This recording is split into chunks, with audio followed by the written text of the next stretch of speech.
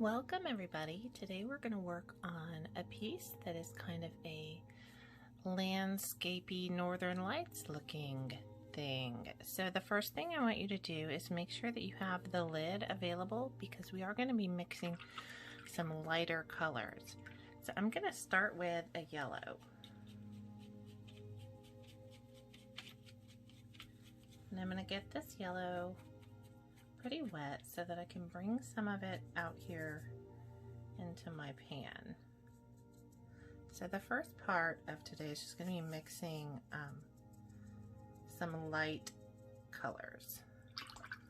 When we paint watercolor, we have to start with our lightest colors first because it's pretty difficult to go back and put a very light color over somewhere that we've painted with a dark color. So this is the way I get past that. I'm going to start with a wash of color. And that just means it's a very translucent, watery version of the color that we're using. So I'm going to do some yellow. And I'm also going to do some green. Now, if you don't have the 16 color palette, if you just have 8 colors and you don't have this lime green sort of action happening here, you can always mix yellow and green to get a lime green. So you would do the same thing that I'm doing, but just bring those two colors over here and add some water to them so we can get nice and light and loose. So, and I'm starting with my water in my bucket is very clean and very clear so that when we paint with these light colors, we're not mixing any leftover colors from another painting into them. And then I'm just gonna do some, I think I'll use this blue-green color.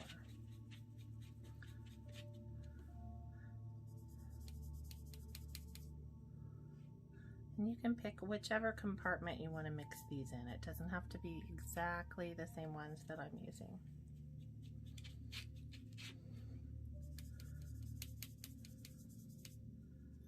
So I am just getting these 3 colors going.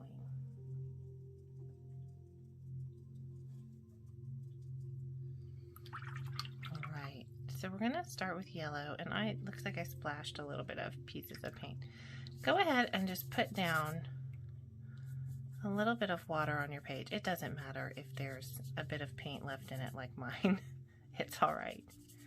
But just gonna get a little bit of liquid all over our paper.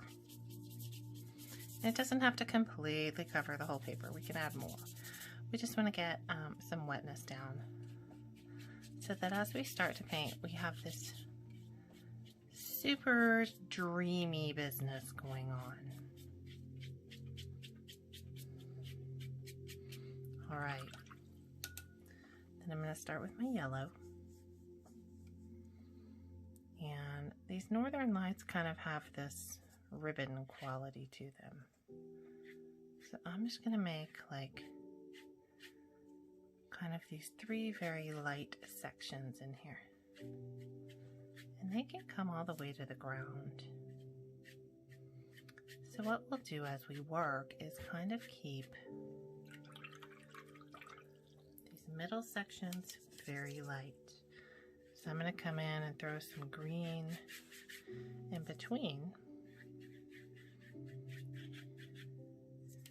And I don't want to actively blend these colors. I just want to let them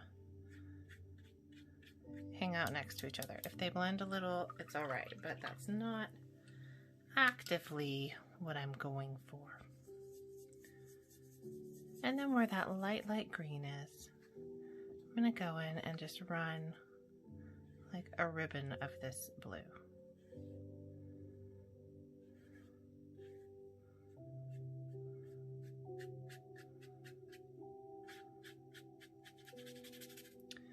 And here is where the super melty fun begins. So I'm just adding some water to the bottom and the top of my paintings where we haven't added a lot of paint.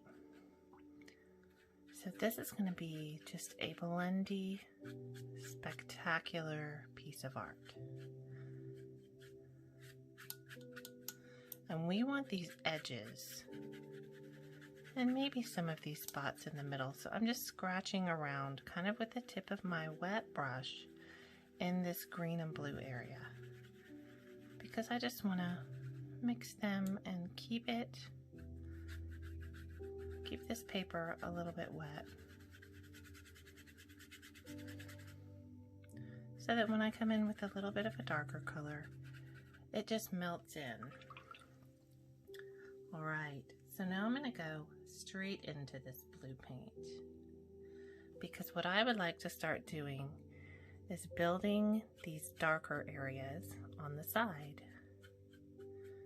So we're sort of going to give our scene a vignette, or like kind of an outline. And when our paper is wet, this action here that the paint does for us mimics the natural action of the northern lights.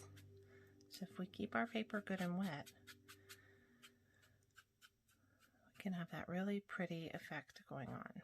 So what I don't want you to do is completely cover up the yellow. We can keep coming in. Now I'm going to go to this aqua blue and kind of just keep adding. So I'm going to keep adding aqua and kind of some darker blues to this outer upper edge. I'm sort of bringing it in to blend in down with what's here. And I want a lot of water. I can tell this is getting a little dry, so I'm going to add a little more water so that when I add that pigment, you can see it kind of creeping over. That is that's the heart of this and what makes it so magical. So I'll do the same action over here, and I'm just kind of want to keep some water working through the edges here. So when I come in and put some, there's a hair. So when I come in and put paint down here, it's going to have somewhere to travel. When it gets dry like this, that paint can't really travel across the page the way we want it to. So I'm going to put some aqua over here too. And I'm just going to tell it, look, go downward, don't go upward. So I'm going to pull it. Again, I'm trying not to completely cover up this yellow that we put down, because I want that light to come through. So I'm just getting water now. And I want this edge here, like where it hasn't blended, I want to encourage that to continue blending. So you can use all your different blues and purples, whatever you'd like, to kind of get the dark edges of the sky in there. Play around with it, see what you like, see what you prefer. I like a lot of different colors, but it's totally possible to do this with just one color if you really want to.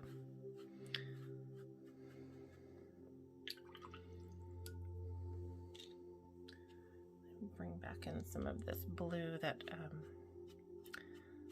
this blue reminds me of Elsa from Frozen. It's a very blue-green.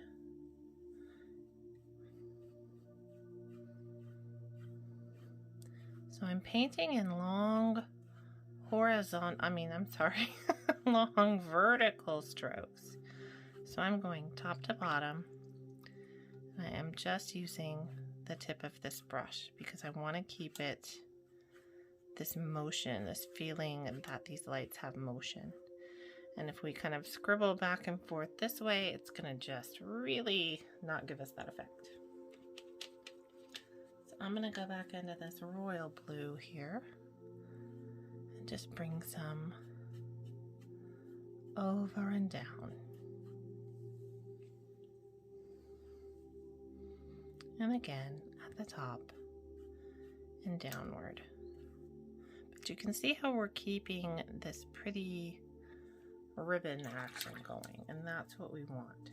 So I'm going to come back into this green and pull a little more pigment into it, because I don't want it to be completely clear, but I do want it to be not as thick as what we have going on over there. So I'm going to come through and stripe this green kind of up through where the yellow parts are and give it an opportunity to blend a little. So where I have white coming through, like I can see that I have white coming through here, so I want to put some color there, and the yellow or the green will work, so I'm going to probably do both.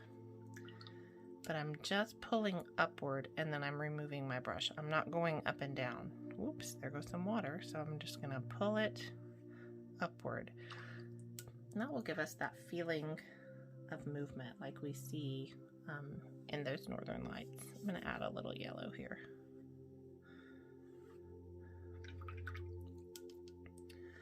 And now that we have this basic bunch of color down, we just need to think about making the edges a little darker, because we want the center to be light and then these edges to have that dark color coming in, because that is where the light isn't reaching as much. So we're going to have just some darkness around here, and I'm using one of the purples.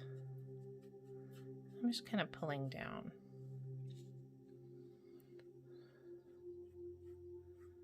And I'm just trying to avoid my really light spaces with this dark color.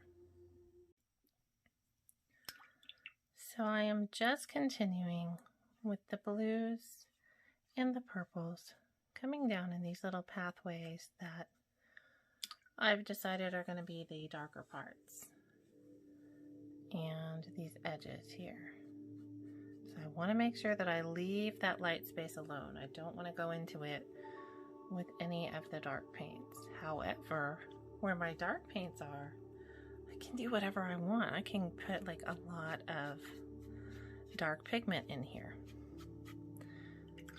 So I can see there that it's drying out a little bit, and I need to add water to be able to move this paint around.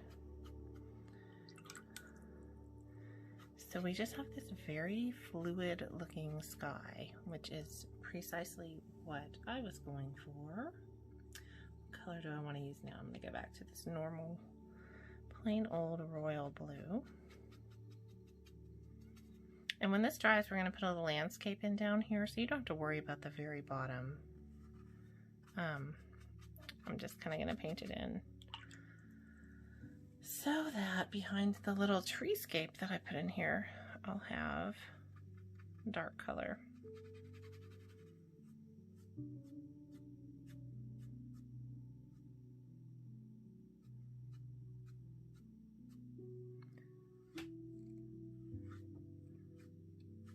So again, I'm making these swoopy upward motions to make it really feel like there's movement. And I think I am almost done here. I'm just going to put a little bit more of the dark right down through the middle. Just a tiny bit.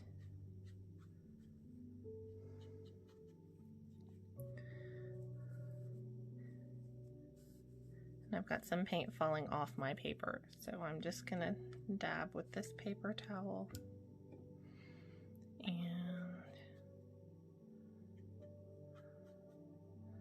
what else do I need? Let's see, I'm going to put a little bit more of the indigo. So this is like a purple blue mixture that's nice and dark and just really beautiful for that edge of the sky color, just to give you a lot of contrast between the bright parts of our lights and the darker parts of our sky. If you prefer to keep it just blue, that's beautiful as well.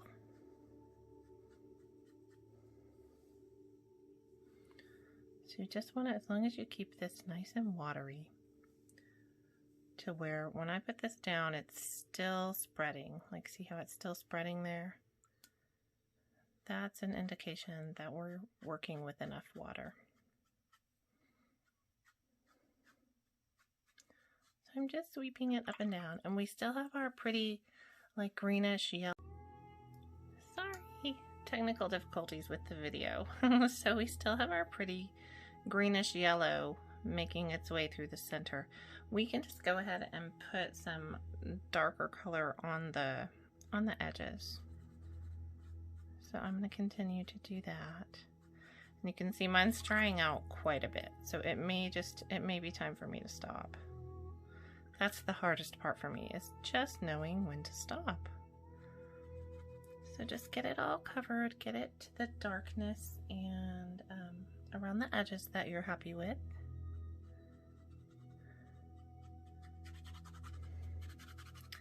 And then you're going to get out your hairdryer or your fan or whatever it is that you use to dry your paintings and go to town. And we want it really super duper dry. So this is a good time to take a break from the painting. If you have something else you want to do for a few minutes, this is the time. So I am just fanning, and we're going to come in and put a little landscape down in the bottom. So we want to make sure that this part is very dry. But we're also going to speckle and throw some stars up top. So we want that to eventually pretty dry too. And these can be different steps. They don't have to be done at the same time.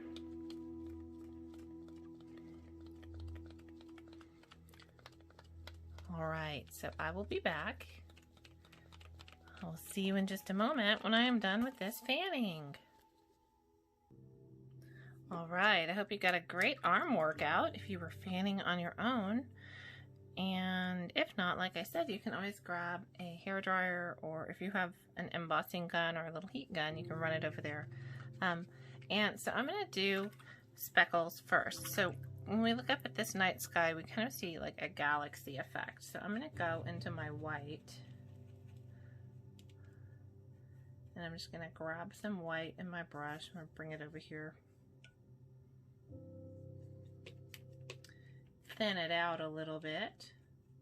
So we will do one layer really of a thinner speckle, and then if we don't feel like that's enough, we can go in with a thicker speckle layer. But this is just white paint, and if you have watercolors that don't have a white paint, you can really use any kind of white paint. If you have craft paint that's white, or a light color that'll kind of look like white on this blue and green, you can use that too. All right, so for speckling, I like to find something else hard. Grab a pencil, a pen, some scissors, something we can use to tap. So I'm just going to tap.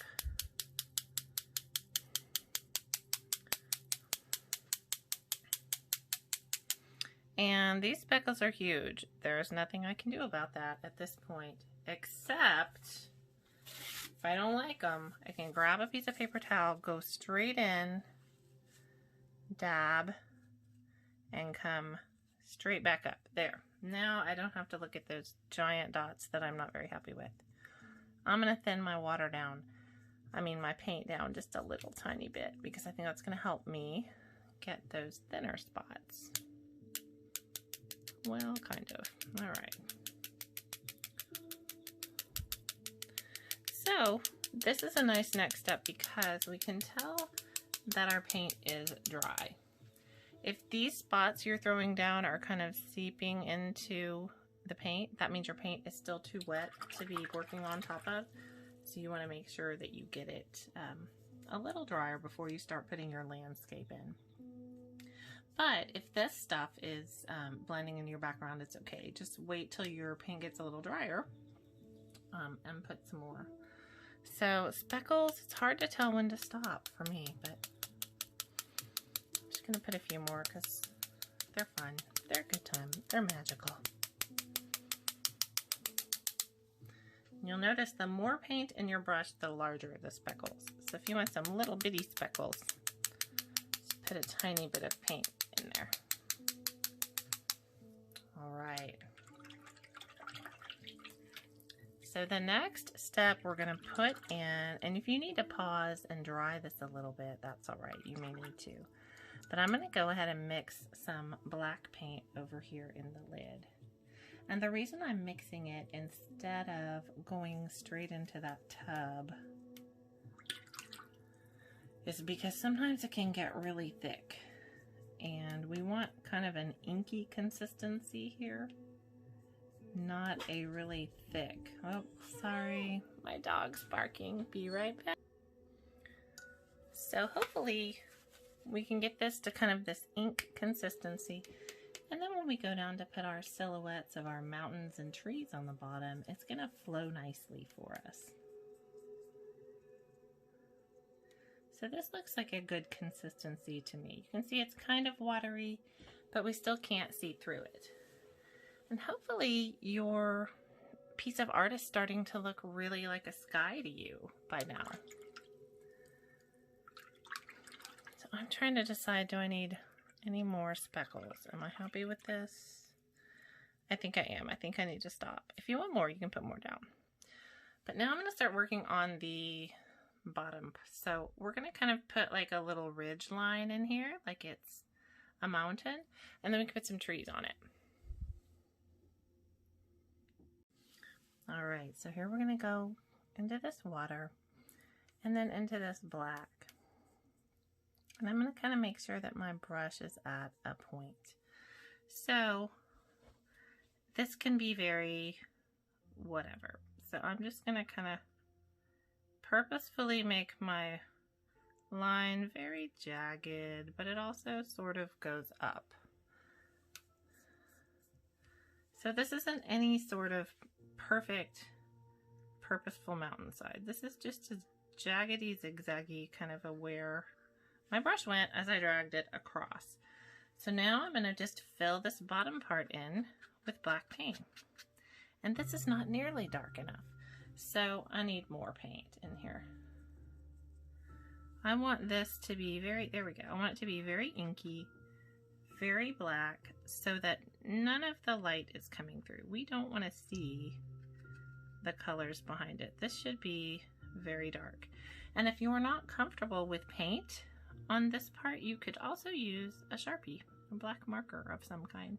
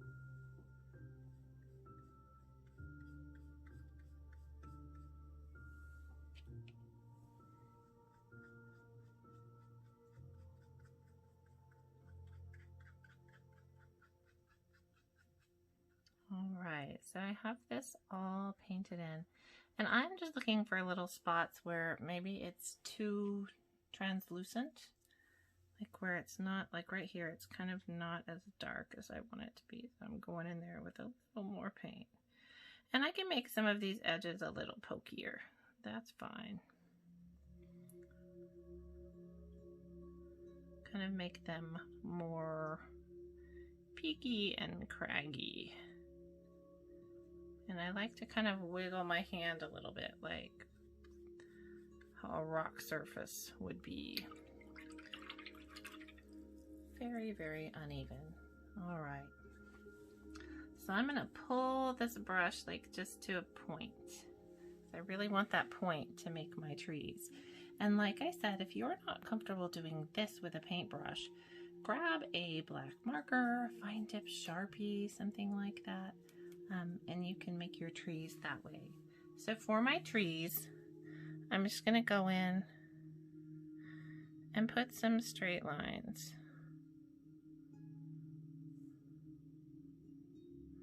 They can be close to each other, they can be far, they can be large, small, however you think your trees are.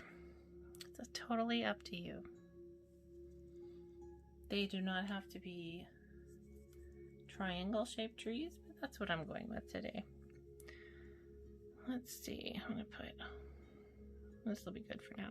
Okay, so the way that I do is kind of in a zigzag pattern, but I'm just doing little dots. And then I'm gonna go back in and just kind of fill those in with a very super random dotty shapes that remind me of trees.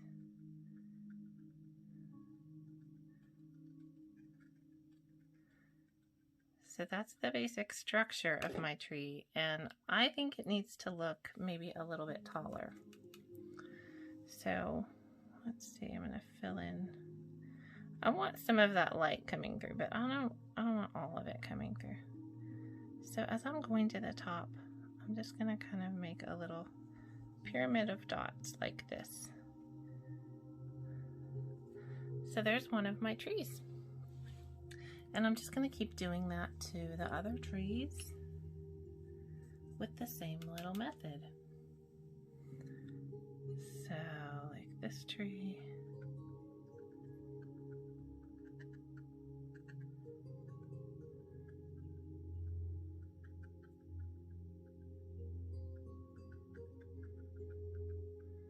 If you feel like it's too sparse, just throw some other dots in there.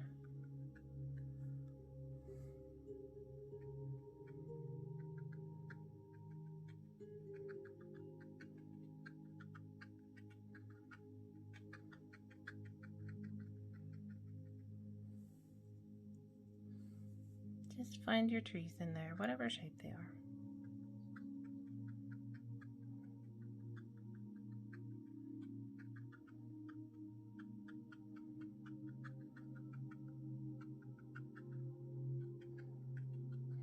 And I'm kind of running over this other tree stump. That's all right. The trees in real life overlap too, so we are not doing anything nature isn't doing here.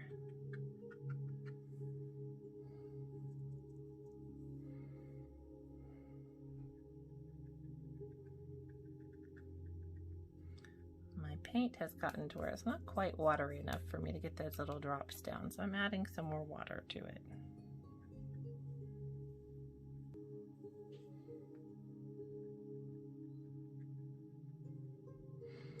So here's why I like to start short instead of tall, because sometimes your tree gets just a little bigger than you originally planned for your tree to get, like mine is doing right here. But that's alright, because I can always just take it up and make it a little taller. And let this maybe look like it's just a really big tree. So I'm just kind of going to build a smaller triangle on top here. And then just keep going up in a little bit of a triangular shape. Bringing my branches out. This tree is getting like really out of hand and a little bit more monstrous than I planned, but that's okay. Alright, so then I'm going to put my one last tree. Oh, I have two more trees, not just the one. So this one's over here, so it's going to need some. And it's okay, this one goes off the side and we don't see the whole tree, but that's just the way paintings go sometimes.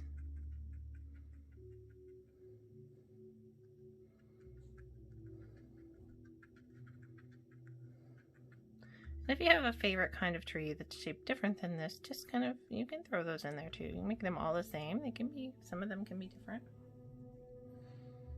So we had this little stick over here that was a tree, so I'm gonna just throw these little dots in and get my tree going. There. So even though we didn't do something really super exact, I think there's too much light there. So let's fill this tree in more. Even though we didn't do something super exact or really form these trees in a purposeful, patterned manner, that's all right. They still end up looking like trees.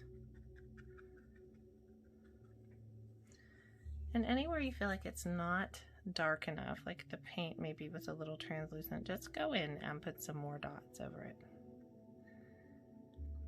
And so I don't want speckles on my trees because we wouldn't be seeing that light from over here. The speckles need to be on the other side of the trees. Now that I'm looking, I've decided I do want a few more speckles in the sky. So I'm going to rinse my brush super good. And then I am going to get it dried out, make sure that we don't have too much of that black left in there. I'm going to go back into my white. And I'm going to protect my trees because I don't want speckles on them.